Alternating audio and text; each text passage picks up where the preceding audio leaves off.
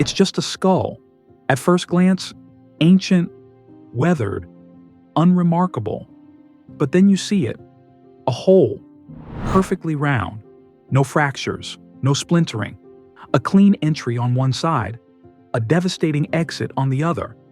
It looks exactly like a gunshot wound. But this skull is over 100,000 years old. Guns didn't exist. Gunpowder hadn't been invented. So what or who made that hole? Archaeologists were stunned. The bone damage looked identical to modern ballistic trauma, which left only two possibilities. Either history is wrong, or something else was hunting humans back then.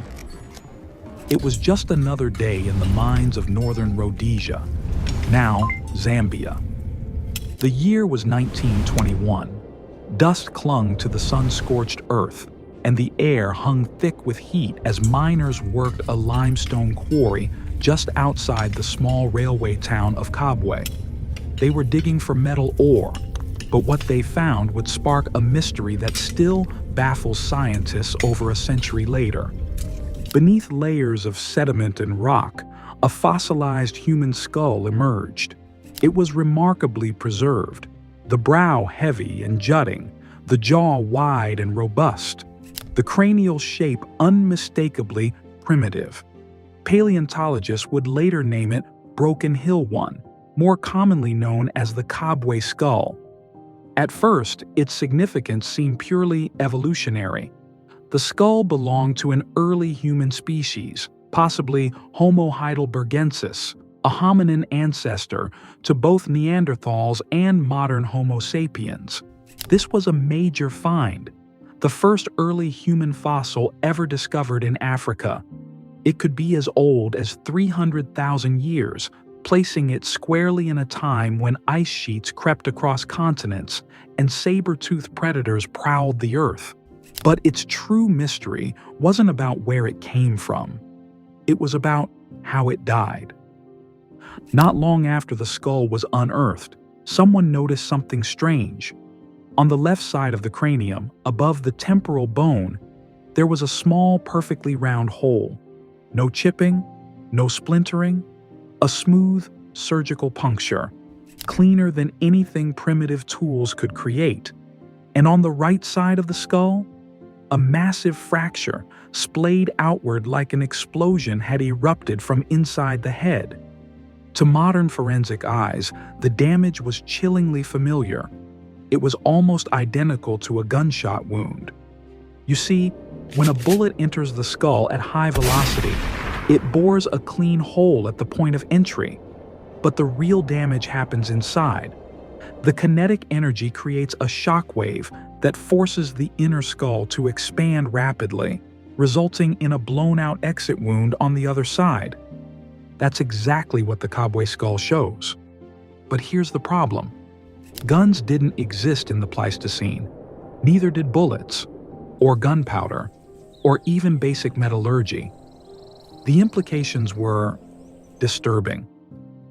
In the 1960s, forensic analysts compared the Kabwe skull to modern ballistic trauma cases. They were stunned by the similarities.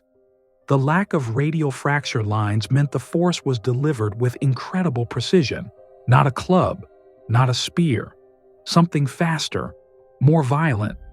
The entry hole was about 7 to 8 millimeters in diameter, roughly the size of a small caliber bullet. Even the beveling effect, where the inner layer of bone fractures outward more than the outer layer, matched known gunshot dynamics. But if it wasn't a bullet, what was it? Some archaeologists suggested a blow from a sharp tool, but that doesn't hold up under scrutiny. Stone weapons typically cause irregular fractures, not perfect circles, and they don't generate the kind of internal pressure that could create an explosive exit wound. So the mystery deepened, and the fringe theories began. The clean hole, the internal explosion. To some, it was too much to ignore. Alternative theorists stepped in with increasingly bold claims. Was the Kabwe skull proof of a lost civilization? One that developed firearms tens of thousands of years before history says it's possible? Had we overlooked the remains of a technologically advanced race, wiped out before leaving a trace? Others reached even further: aliens, time travel, hidden timelines. The Kabwe Skull, they claimed, was evidence of extraterrestrial contact, that ancient humans were hunted, experimented on, or even exterminated by visitors from beyond. And if that seems far-fetched, it's worth noting, no widely accepted explanation exists to this day. Even among mainstream scientists, the Kabwe Skull is a mystery, a case that refuses to close. Still, most archaeologists reject anything that smells of science fiction. Instead, they propose a more grounded explanation: predation. Large Ice Age predators roamed Africa: hyenas, saber-toothed cats, even giant prehistoric lions. Could one of these creatures have bitten into the skull after death? The theory goes like this: the skull was lying exposed on the ground, perhaps scavenged or weathered by time. A powerful predator clamped down on it, piercing the cranium with a canine tooth and shattering the opposite side in the process. Over the course of tens of thousands of years, erosion and fossilization may have smoothed the wound into a circular hole, making a violent bite appear almost surgical. It's possible, but still not perfect, because there's one major issue. Tooth marks are messy. Even the most powerful predators leave behind scratch patterns, gouges, and multiple impact points. The Kabwe Skull has just one hole, and it's too clean to match any known animal bite. And the exit wound still looks eerily like ballistic pressure, not crushing trauma. The mystery gets even darker when you realize this skull isn't alone. In 2015, a team of Spanish archaeologists uncovered the remains of a 430,000-year-old Neanderthal in a deep pit at the Cima de los Huesos site. The skull bore 2 sharp puncture wounds to the forehead, likely made by a pointed object. What made this remarkable wasn't just the damage. It was the fact that the wounds were identical in size, location, and trajectory, strongly suggesting they were deliberate. In other words, murder. This is the earliest known case of homicide in human history. Proof that our ancestors weren't just prey, they were predators too, wielding tools, making weapons, ending lives. That one case rewrote what we thought we knew about prehistoric social behavior. It showed that even hundreds of thousands of years ago, humans were capable of violence, strategy, and even execution. So is it possible that the Kabwe Skull, too old for guns, too clean for predators, was the result of something else? A weapon we haven't yet identified? A tool lost to time? A method of killing that doesn't fit our current models? That's what haunts the researchers who study it, because with each new analysis, the same pattern repeats.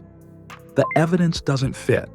For over 100 years, scientists have returned to the Kabwe Skull, trying to solve the riddle. Each time, they come away with more questions than answers. There's no DNA left to analyze, no context around the body, no surrounding tools, no known burial, no other signs of trauma. Just a hole, too perfect to ignore, and a shattered exit wound that whispers of violence we can't explain. Is it the mark of prehistoric murder? An accident of nature that only looks unnatural? Or is it something we aren't ready to admit? A clue that we've gotten our timeline of history wrong? What we're left with is a skull, stone hard, time worn, silent, and yet it speaks volumes. Let's assume for a moment that the most outlandish theories are wrong, that this wasn't an alien autopsy, that it wasn't a relic from a lost civilization, that no time traveler pulled the trigger of some futuristic weapon on a lone prehistoric man wandering the African plains. Let's assume this is all just natural. a fossilized human skull, damaged by predator activity, geological pressure, and time. That's what science tells us. That's what logic demands. But that's not what the skull shows us. Because the more you look at it, the more that hole refuses to sit quietly. It's too clean, too precise. And the fracture on the opposite side, not just broken, but blown out, as if something inside the skull detonated. This isn't speculation. This is forensic pattern recognition, something crime scene investigators use every day to determine cause of death. And when those same experts were shown the Kabwe skull, many couldn't tell the difference between it and a modern gunshot victim. That's what makes this case so chilling. This isn't just a scientific puzzle. It's a murder mystery without a crime scene. We don't have a body. We don't have a murder weapon. We don't even have a time frame. The skull could be 125,000 years old, or it could be 300,000. But we do have something, a human, not so different from us, with a hole in his head, and no clear explanation for how it got there. And that's where this mystery becomes deeply unsettling, because if the forensic signs match modern ballistic trauma, and no known weapons from that time could cause it, then we're staring into a void, a place where history and science fail to align. Either this was caused by something natural that perfectly mimics gunfire, or something unnatural that we still don't understand. And in both scenarios, the result is the same. We don't have an answer. Most scientists, understandably, don't like mysteries without resolution.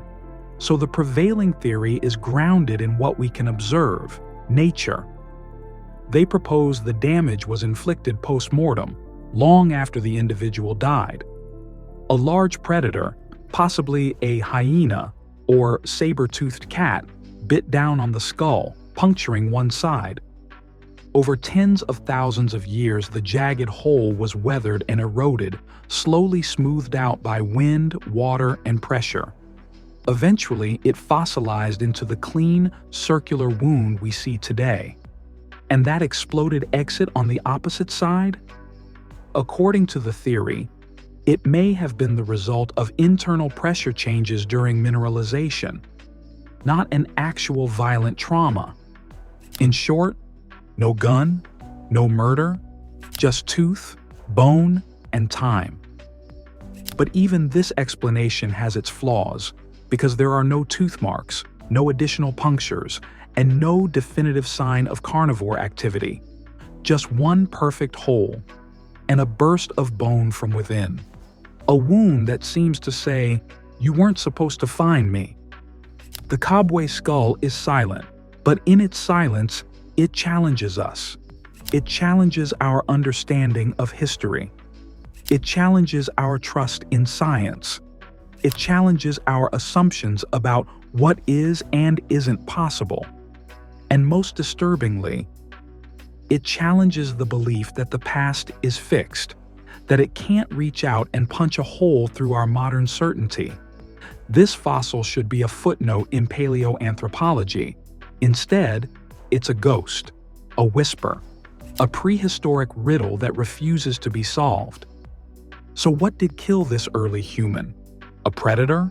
A weapon we've never seen? A coincidence of erosion and time? Or something more? We may never know for sure, but that's exactly what makes the Kabwe skull so terrifying, because it reminds us of something we don't often like to admit. We don't know everything. And sometimes, the Earth gives back something it was supposed to keep buried. Thanks for watching, and until next time on Our Planet Extinct.